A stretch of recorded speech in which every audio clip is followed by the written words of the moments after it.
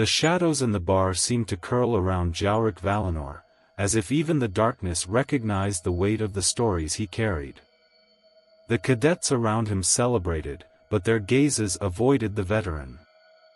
Jalrik was more than an instructor, he was a living legend. In his 70 years of battles, he had faced horrors that few dared to imagine. But why would someone so legendary choose solitude? What could frighten a man who had faced death so many times? What defines the greatest soldier? The strength to fight or the ability to survive? For Jalrik, it was the courage to bear the scars that weren't visible, the ones etched into the soul. Breaking the silence, a young cadet, pushed forward by friends, stammered, "Sir, have you ever met the greatest soldiers?" Jalrik, with a deep gaze, replied, "The greatest are not the strongest or the brightest, but those who never give up." He recounted the resistance at Rynar IV, where settlers turned tools into weapons and faced the fearsome Swarnak, armored creatures with deadly venom. They knew they wouldn't see the dawn, but they fought anyway. The bar fell silent. Jalrik stood, leaving a final piece of advice: the greatest soldiers don't seek glory. They fight for something bigger than themselves. Jalrik Valinor leaned back in his chair, feeling the weight of memories return as the curious eyes in the bar remained fixed on him. "You know," he began, his voice slicing through the silence, "the enemy never really warns you. They come like shadows, bringing destruction." He described the first sighting of the Razath fleet. "The Council underestimated their forces," he said, his eyes focused on a distant point. "They reported only 12 ships, but the truth, there were hundreds. We lost an entire fleet to arrogance." Jalrik sipped from his Nauri-filled drink. "By the time we realized it, it was too late. They were coming for us." The evacuation of Rynar VI was chaos. 6,000 settlers. Few ships. And the Razath closing in. He let out a brief, bitter laugh. Even the animals had to be taken.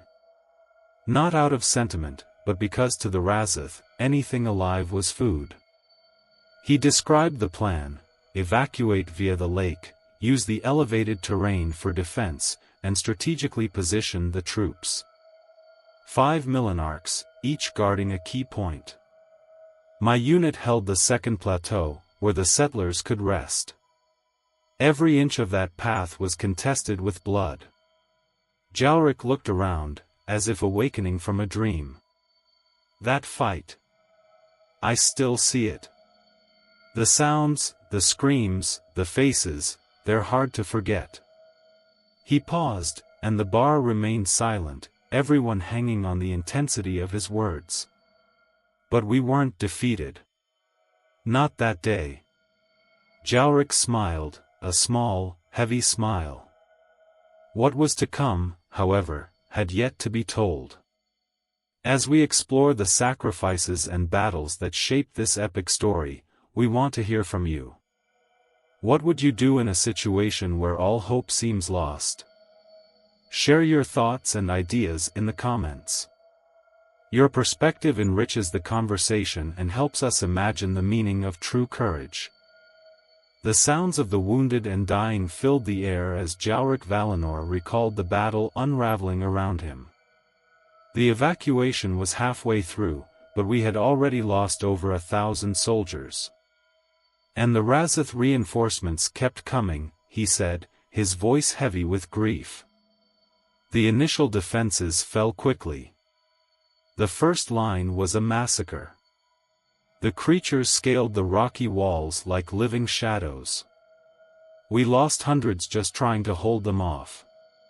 Jalrik described how the situation devolved into pure chaos, isolated groups fighting desperately to protect the settlers. Then, something unexpected happened. When it seemed all hope was lost, they arrived, he said, his voice filled with emotion. The audience fell silent, hanging on every word.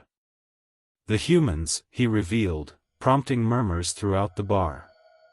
Yes, I know many of you know them as merchants or travelers.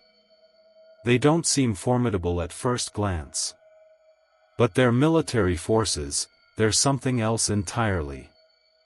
He explained how a small human fleet, upon receiving the distress call, attacked the Razath with brutal efficiency. 6 warships. They weren't large, but they threw the Razath into complete disarray. On the ground, the humans, clad in black armor and wielding explosive projectile weapons, carved a path through the hordes. Their weapons were devastating, exploding on impact and bypassing the Razath's natural defenses. They changed the course of the battle in minutes. Jalrik paused, observing the faces around him. It was the first time I saw how they fought. And trust me, it was something I will never forget. Jalrik Valinor paused, taking a long sip of his drink before continuing. Human weapons were brutal, each shot turning the Razath into fragments of flesh and scales. But victory was temporary. More of them came, scaling the hills and surrounding our plateau. He looked at the audience, his expression somber. The battle was unraveling. Humans and the coalition fought together, but the Razath's numbers were overwhelming. The humans didn't retreat. They stood firm, using their precision and strategy to hold the lines, even when all seemed lost. Jalrik's eyes darkened. Then, something happened that I'll never forget. Captain Mendes ordered her marines to hold suicide positions on the trails, protecting the refugees while the rest of us evacuated. They knew they wouldn't return. And yet, they didn't hesitate. The bar grew silent. Jalrik continued, his voice heavy. When the last settlers boarded, few soldiers remained. The Razath kept advancing, and Mendes knew we couldn't win.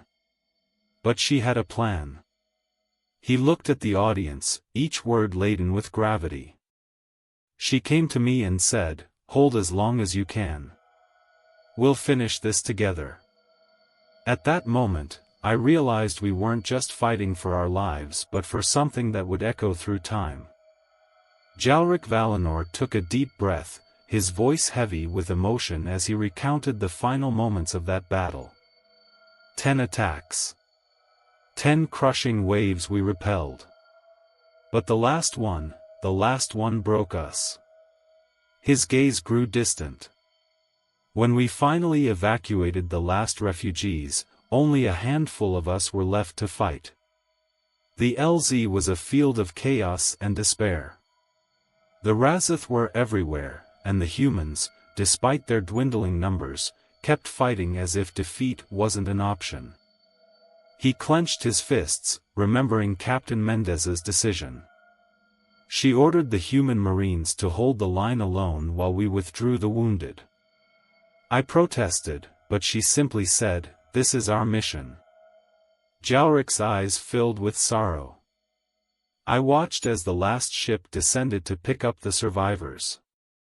Then, an explosion turned it into a fiery blaze in the sky. Mendes and her squad were trapped on the ground, surrounded by the Razath. The room was utterly silent. I begged the pilot to return for them. He refused. "We're overloaded," he said. I suggested leaving the dead behind. Mendes overheard and replied, "There's no time." Then, she gave the final order, "Prepare Thor's hammer." Jalrik's voice faltered. Through the drone feed, I saw a blade of light cut through the sky. A nuclear explosion consumed the LZ, taking Mendes and her marines. They sacrificed themselves, to ensure no more lives were lost. He looked at the cadets, his words weighted with finality. That's why humans are the greatest. They came when no one asked, fought beside us, and in the end, gave everything so others could live. Jalrik finished his drink, placed the glass on the counter, and stood. Now, cadets, it's late. I'll see you early. Without another word, he left, leaving behind a silence only a true legend could command. If this story moved you, don't forget to like, share, and subscribe for more narratives like this one. Every battle has heroes who remain in the shadows, but whose courage shapes generations. And remember, sometimes, the quietest sacrifices echo the loudest throughout eternity.